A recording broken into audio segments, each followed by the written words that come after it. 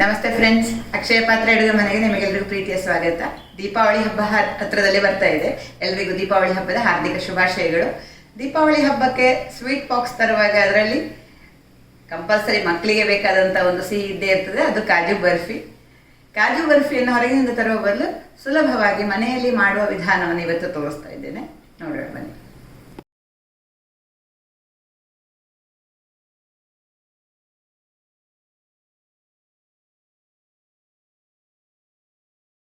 ಮೊದಲಿಗೆ 1 ಕಪ್ ಗೇರು ಬೀಜ ತಗೊಂಡು ಅದನ್ನು ಚೆನ್ನಾಗಿ ತೊಳ್ಕೊಳ್ಬೇಕು.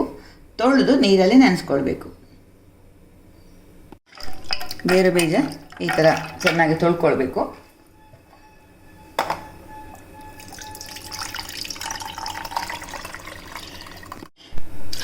ಚೆನ್ನಾಗಿ ತೊಳೆದಾದ್ಮೇಲೆ ಇದು ಮುಳುಗುವಷ್ಟು, ಗೇರು ಬೀಜ ಮುಳುಗುವಷ್ಟು ನೀರು ಹಾಕ್ಕೊಂಡಿದ್ದೇನೆ.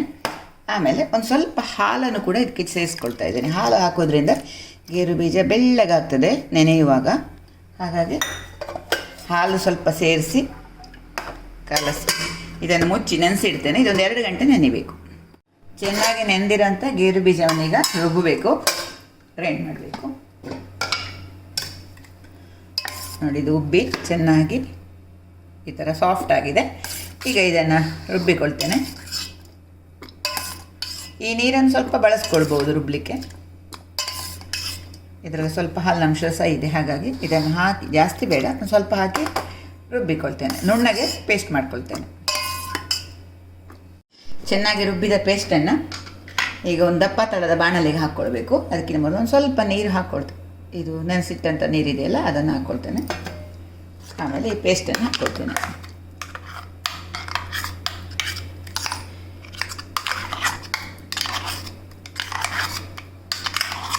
ಗೇರು ಬೀಜದ ಬರ್ಫಿ ಮಾಡುವಾಗ ಪೌಡರ್ ಮಾಡಿ ಕೂಡ ಮಾಡುವ ಒಂದು ಕ್ರಮ ಇದೆ. ಈ ಥರ ಪೇಸ್ಟ್ ಮಾಡಿ ಕೂಡ ಮಾಡ್ಬೋದು. ಪೇಸ್ಟ್ ಮಾಡಿ ಮಾಡುವಾಗ ಸ್ವಲ್ಪ ಒದಗು ಜಾಸ್ತಿ ಬರ್ತದೆ, ಹೆಚ್ಚಾಗ್ತದೆ ಇದು. ಈಗ ಇದನ್ನು ಸಕ್ಕರೆ ಸೇರಿಸಿ ಕಾಯಿಸಬೇಕು. ಸಕ್ಕರೆಯನ್ನು ಹಾಕ್ತಾ ಇದ್ದೇನೆ. ಸಕ್ಕರೆ ಒಂದು ಅರ್ಧ ಕಪ್ಗಿಂತ ಸ್ವಲ್ಪ ಜಾಸ್ತಿ ಹಾಕಿದ್ದೇನೆ. ಈಗ ಇದನ್ನು ಮಿಕ್ಸ್ ಮಾಡಿ ಬಿಸಿ ಮಾಡಿಕೊಳ್ಬೇಕು. ಬರ್ಫಿ ಕಾಯಿಸುವಾಗ ತಳ ಹಿಡಿಬಾರ್ದು, ಇದು ಕೆಂಪು ಬಣ್ಣಕ್ಕೆ ಬರಬಾರ್ದು. ಹಾಗಾಗಿ ನಾವು ದಪ್ಪ ತಳದ ಬಾಣಲೆ ಅಥವಾ ಪ್ಯಾನನ್ನು ನಾವು ಉಪಯೋಗಿಸಿದರೆ ಒಳ್ಳೆಯದು. ಈ ಥರ ಕೈ ಆಡಿಸ್ತಾ ಇರಬೇಕು. ಉರಿ ಸ್ವಲ್ಪ ಮೀಡಿಯಮ್ ಟು ಲೋ ಅಷ್ಟೇ, ಕಡಿಮೆ ಉರಿ ಇದ್ದರೆ ಒಳ್ಳೆಯದು.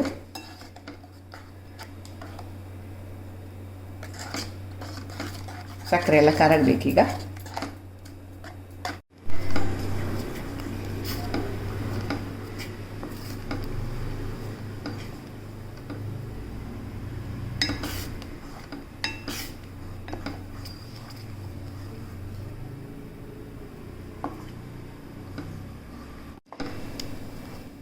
ಮೂರ್ನಾಲ್ಕು ನಿಮಿಷ ಕಾಯಿಸಿದಾಗಲೇ ಇಷ್ಟು ದಪ್ಪ ಆಯಿತು ನೋಡಿ. ನಾನು ಸ್ವಲ್ಪ ಕಾಯಿಸಿದರೆ ಸಾಕು.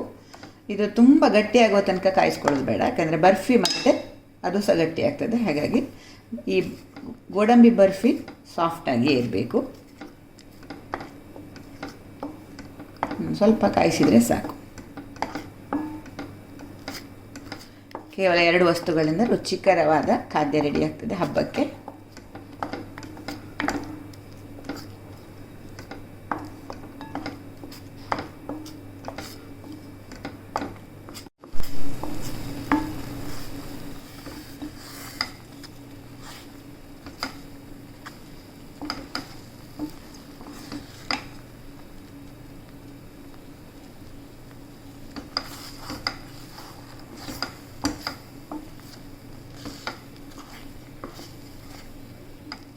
ಈ ಥರ ಒಂದು ಮುದ್ದೆ ಥರ ಆದರೆ ಸಾಕು ನೋಡಿ. ಈ ಥರ ಇದನ್ನು ಈಗ ಗ್ಯಾಸ್ ಆಫ್ ಮಾಡ್ಕೊಳ್ತೇನೆ. ಇದು ಸ್ವಲ್ಪ ತಣ್ಣಗಾಗಲಿಕ್ಕೆ ಇದರಲ್ಲೇ ಬಿಡಬೇಕು, ಈ ಪಾತ್ರೆಯಲ್ಲಿ.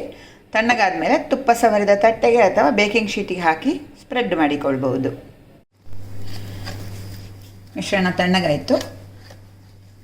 ಪಾಕ ಸರಿಯಾಗಿದೆ ಅಂತ ನೋಡಲಿಕ್ಕೆ ನಾವಿದು ನೋಡಿ ಒಂದು ಸ್ವಲ್ಪ ತಗೊಂಡು ಕ್ಲೀನ್ ಕೈಯಲ್ಲಿ ಈ ಥರ ಮಾಡಿದಾಗ ಉಂಡೆ ಆಗಿ ಬರಬೇಕಿದು. ಸಾಫ್ಟಾದ ಉಂಡೆ ಬಂದರೆ ಆಯಿತು, ಕೈಗೆ ಅಂಟದಿದ್ದರೆ ಆಯಿತು. ಈಗ ಇದನ್ನು ಒಂದು ಬೇಕಿಂಗ್ ಶೀಟಿಗೆ ಅಥವಾ ತುಪ್ಪ ಸವರಿದ ತಟ್ಟೆಗೆ ಹರಡಿಕೊಳ್ಬೋದು. ಈ ಥರ ಮುದ್ದೆ ಥರ ಇರ್ತದೆ.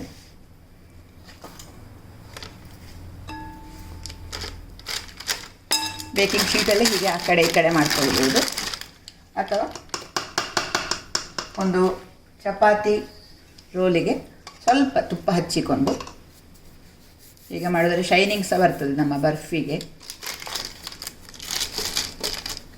ಈ ಥರ ಲಟ್ಟಿಸ್ಕೊಳ್ಬೋದು.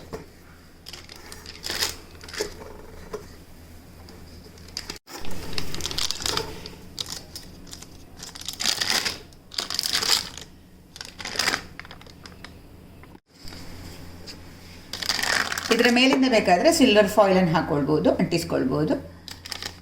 ಇದು ಪೂರ್ತಿ ತಣ್ಣಗಾದ ಮೇಲೆ ನಾವು ಇದನ್ನು ಕಟ್ ಮಾಡ್ಕೊಳ್ಳೋಣ.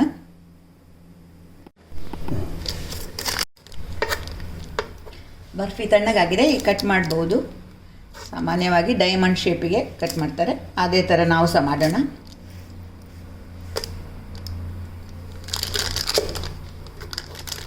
ಸೊ ಮೃದುವಾಗಿ ಬಂದಿದೆ.